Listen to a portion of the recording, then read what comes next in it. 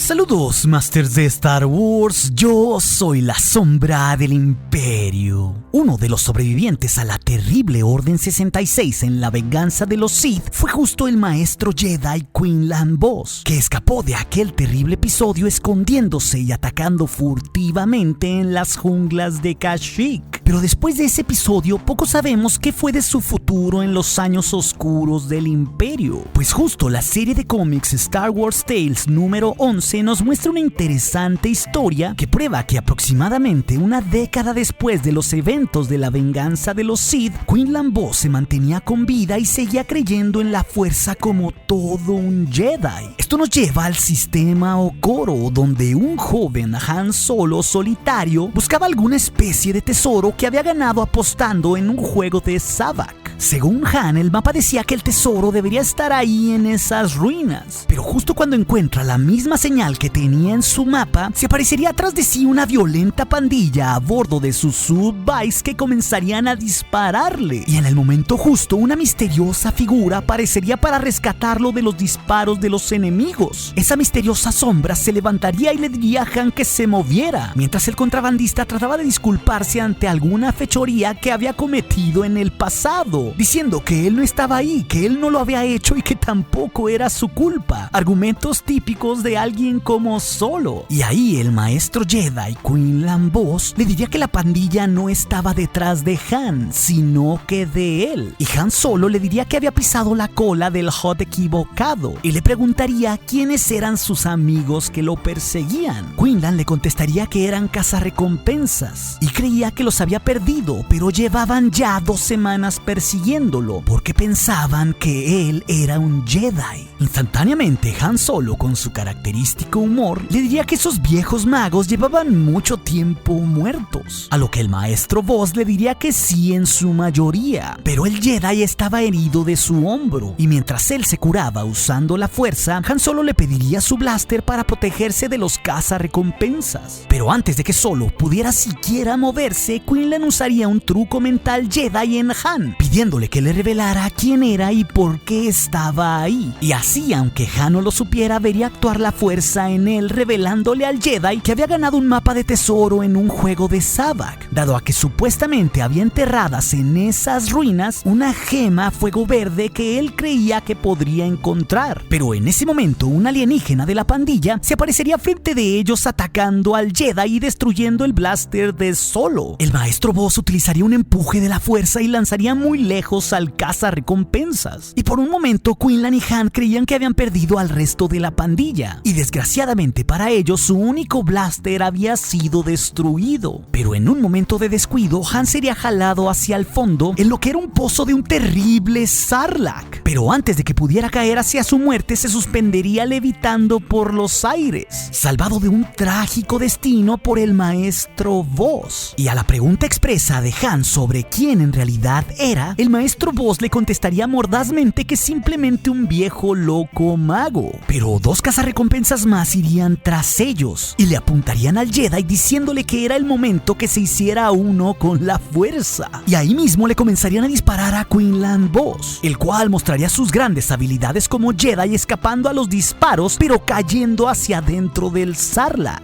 Mientras tanto, Han intentaría ayudar al Jedi golpeando a uno de los miembros de la pandilla, causando con esto que terminara con una pistola apuntando hacia su nuca. Y en ese momento, Quinlan Vos aparecería con su furia desatada y con su sable de luz verde encendido procedente de las entrañas del Sarlacc. Y con un solo movimiento cortaría a los 2 cazarrecompensas por la mitad sin dificultad alguna. Pero el joven Han Solo estaba asustado y le apuntaría con el blaster al Jedi, diciéndole que no se moviera, puesto que él había escuchado historias sobre que los Jedi podrían matar incluso con el pensamiento o convertir a una persona en un esclavo sin mente. Y ahí Han Solo lo retaría a que volviera ese blaster contra de sí mismo. Pero antes de que pudiera acabar siquiera su oración, Quinlan Vos lo interrumpiría diciéndole irónicamente que también los Jedi podían robar niños en medio de la noche. El joven Solo terminaría por disculparse y se daría cuenta que lo que señalaba el mapa del tesoro no era una gema fuego verde, sino la poderosa luz verde del sable de luz que estaba dentro del estómago de aquel Sarlacc.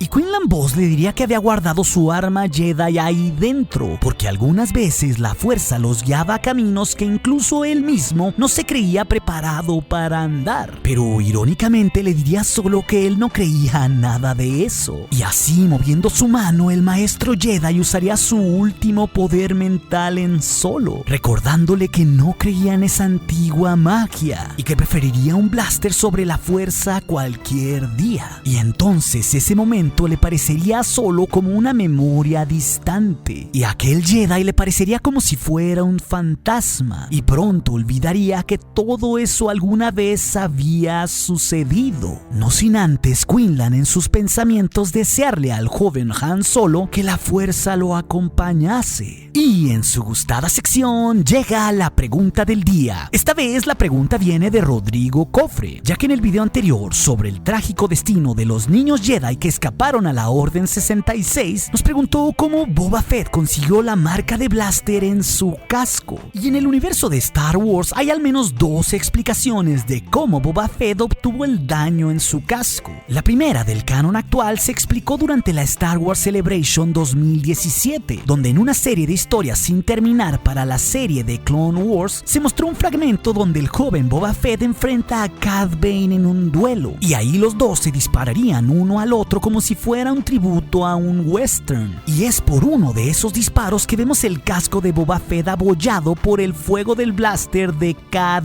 Bane. Pero en lo personal a mí me gusta más la segunda explicación de esta abolladura, que es justamente la del universo de Legends, donde en el cómic Enemigo del Imperio se muestra un combate entre Darth Vader y Boba Fett. Y en un cierto momento de la batalla vemos que Darth Vader desvía el fuego del blaster de Fett con su sable de luz, y este regresaría instantáneamente para golpear a Fett en su casco, creando así la enigmática abolladura que todos conocemos de una forma épica. Y como siempre, Masters de Star Wars, gracias por sus pulgares arriba y por participar con sus preguntas y comentarios, para así seguir llevando este canal a galaxias muy lejanas. Y recuerden, nuestro aliado es la fuerza, y un poderoso aliado es. Hasta aquí su amigo, la Sombra del Imperio.